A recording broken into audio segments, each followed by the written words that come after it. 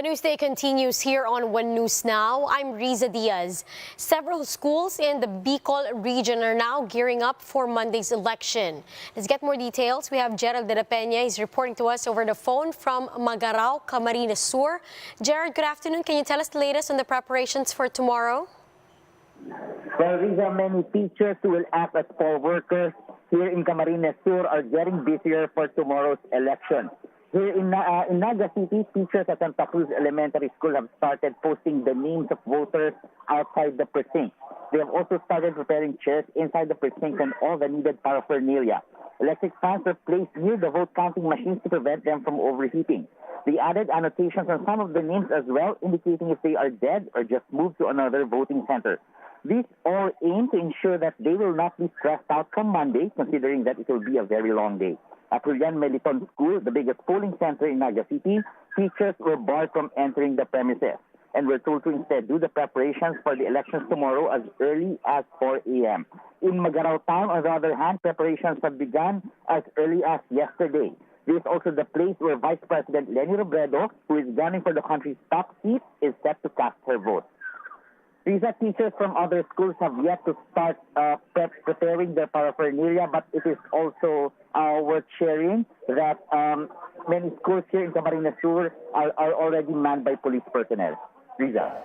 Jared, just a few questions. Do you have any information as to why some teachers, again, are being barred to enter the school premises?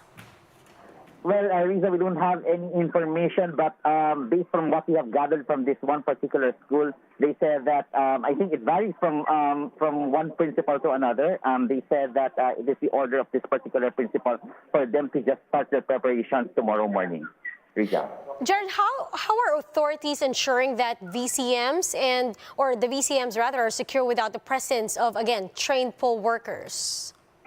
Well, right now, many schools here in Camarines Sur are already manned by police personnel. So I guess the vote counting machines that are already delivered in schools are pretty well guarded and secured at this time. Thank you for all those information. That was Gerald de la Peña reporting live from Magarao, Camarines Sur.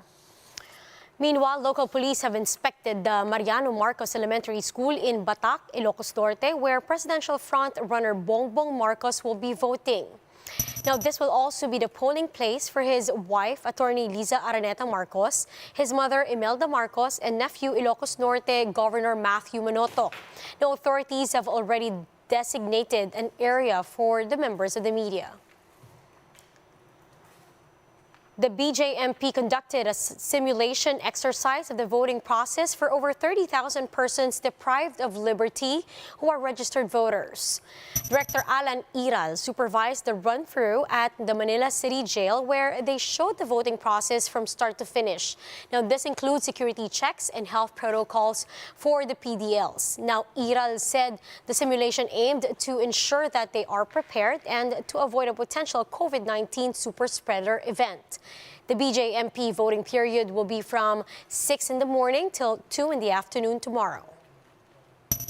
Nais lang namin makasiguro na maayos yung preparasyon, lahat ng protocols masunod natin, yung sinasabi ng ating COMELEC at saka ng ating DOH kasi ayaw din natin na magiging super spreader event yung gagawin na halalan bukas.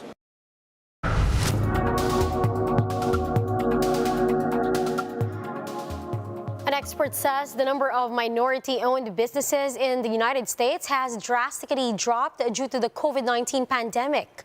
More details in this video by Bloomberg. First, the trade war and now the pandemic has led companies to increasingly bring assembly lines back to the U.S. or at least close to American soil.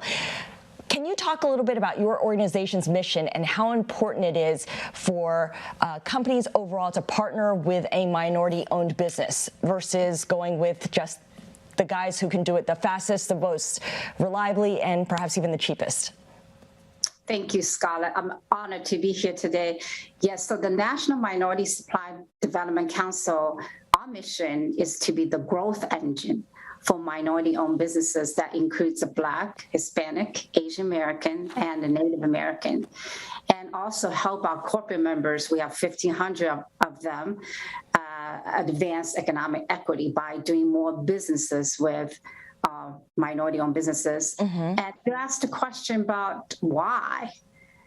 So think about it. U.S. Census Bureau said by 2044, this is going to be a majority minority populations. And if that population is not better off, the whole country will be worse off.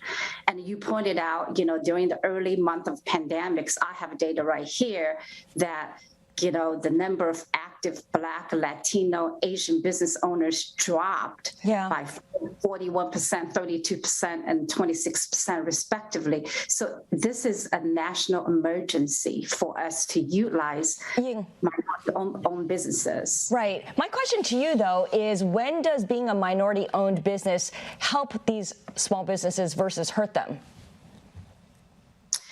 So the thing is, they need a little more access to relationship, to contract opportunities, to access to capital. And so we as an organization, as a community, need to provide that support to these businesses. And so think about, we're releasing an economic impact study shortly next week at our inaugural Minority Business Economic Forum in Chicago. I'm going to share with you our early stats.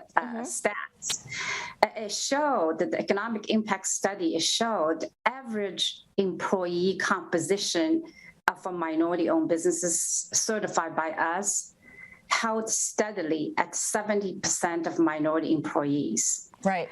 They're generating jobs. And so therefore, they are helping us to close the racial wealth gap. And that's why we need to help enable these minority-owned businesses in the supply chain. Right. And when you give them certification, it opens them up to a network that you can connect them to for more growth opportunities. I know you recently testified, Ying, before Congress on the importance of diverse suppliers. Do you see the federal government leading by example by actively seeking out contracts with minority-owned businesses? Absolutely. I think this administration is making public statement, and racial equity is very important, especially when you have $6.8 trillion injecting into the economy, from American Rescue Plan to CARES Act to bipartisan infrastructure spend. And so the federal contracting and a private sector purchasing practice must evolve with the demographic change. And that these opportunities going to help our community color to evolve and progress and close the racial wealth gap. Let's now take a quick look at today's other top stories. Major presidential bets, including Vice President Leni Robredo and Bongbong Marcos, capped off their campaigns with a meeting de Avance on Saturday. Robredo had her largest crowd turnout in Makati with around 950,000 attendees, according to authorities and local organizers, while the Unity team claims that some 1 million turned up in Parañaque. After two consecutive oil price rollbacks, Unioil projects that the prices of diesel would increase by up to 4 pesos per liter this week. Prices of gasoline per liter are likewise expected to go up by up to 4 peso and 20 centavos. And in the UAAP, the Battle of Katipunan has begun as the defending champs, the Ateneo Blue Eagles, go head-to-head against the UP Fighting Maroons in Game 1 of Season 84 Men's Basketball Finals. Now, for more updates, visit News 5, the Philippine Star, and Business World Online. Visit our website, onenews.ph, for more in-depth analysis. You can also catch One News on Signal Play app. Register for a free account now at www.signalplay.com and stream One News live anytime, anywhere. I'm Riza Diaz. Mask on, wash hands, and stay safe, Philippines. We are One News.